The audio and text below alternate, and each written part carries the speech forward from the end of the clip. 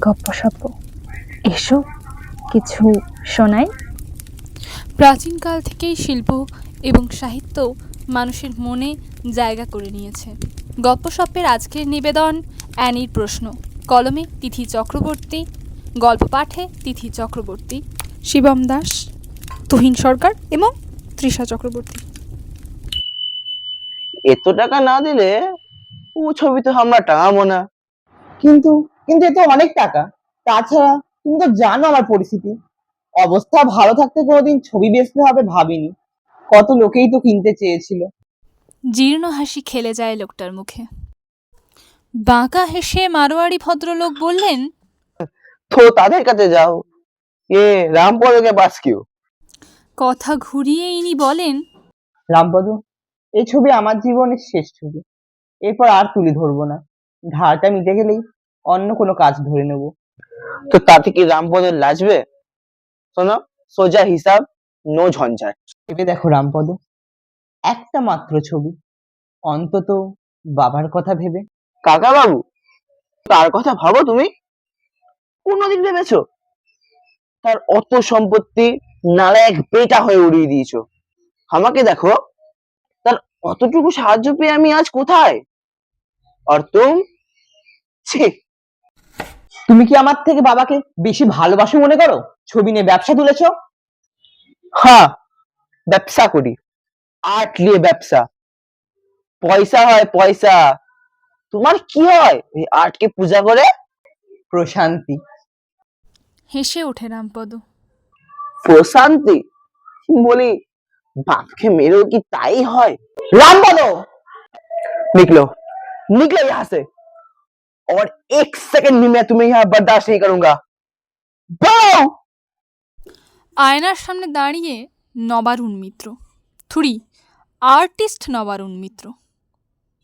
রামপদর কথা কি সব মিথ্যে? না, বাবার টাকা সে উড়িয়েছে, তবে তা তো আঁকার জন্যই। কিন্তু কি পেল সেদিনের শেষে দেনার পাহাড় ছাড়া? সত্যি, রামপদ এখন কোথায়? আর সে ছবি আঁকা ছাড়া তো সে কিছু পারেও না। বাবার হার্ট অ্যাটাকটা কি তাহলে তারই জন্য? ভাবতে ভাবতে ঝিমঝিম করে ওঠে মাথা, মেলে না উত্তর। তাকে ছবি আঁকতে হবে, কিন্তু কিন্তু কে কিনবে? হায়, রামপদকে শাস্তি দিতেই হবে। নবারুণ মিত্র মরেনি। এক্সিবিশন হল সকাল 10টা থেকে খুলেছে হল। অনবরত লোক আসছে। বিভিন্ন এডুকেশনাল এক্সকারশন স্কুল এবং কলেজ জড়ো হয়েছে। তাদের টিচাররা গম্ভীরভাবে বোঝানোর চেষ্টা করছেন শিল্পকলার অন্তর্নিহিত অর্থ। প্রতিটি ছবির নিজের মতো ব্যাখ্যা খাড়া করছেন। ছাত্রছাত্রীরা তাতে স্পষ্টতই হতাশ।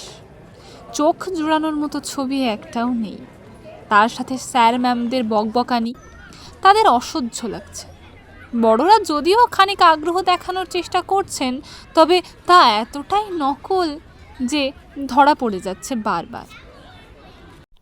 এর মধ্যেই একটা মেয়ে হঠাৎ বলে উঠল, অ্যানি কোথায় গেল? বিষয় বৈচিত্র্য পেয়ে শুরু হলো খোঁজা। এই নিতান্ত ইরেসপন্সিবল মেয়েটার মুণ্ডপাত করলেও সবাই যে মনে মনে একটু খুশি হলো না তা কিন্তু নয়। ঘ্যান ঘ্যানানি থেকে বাঁচা গেল কিছু সময়ের জন্য। অ্যানি তথা অনন্যা তখন হাঁ করে তাকিয়ে একটা দেওয়াল চিত্রের দিকে।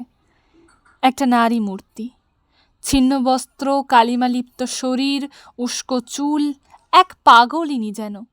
শুধু তা বিশ্বাস করা কঠিন সেই মেয়েটির চাহনিতে। দৃষ্টিতে এক মধুর ভালোবাসা, স্নেহ ও সাহসের সংমিশ্রণ।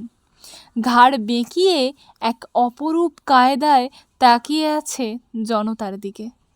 বিভোরভাবে সবাই দেখছে শিল্পীর সৃষ্টি।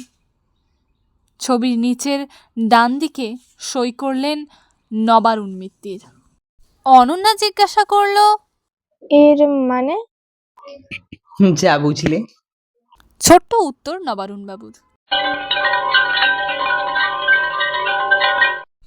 ধন্যবাদ এতক্ষণ আমাদের সাথে থাকার জন্য।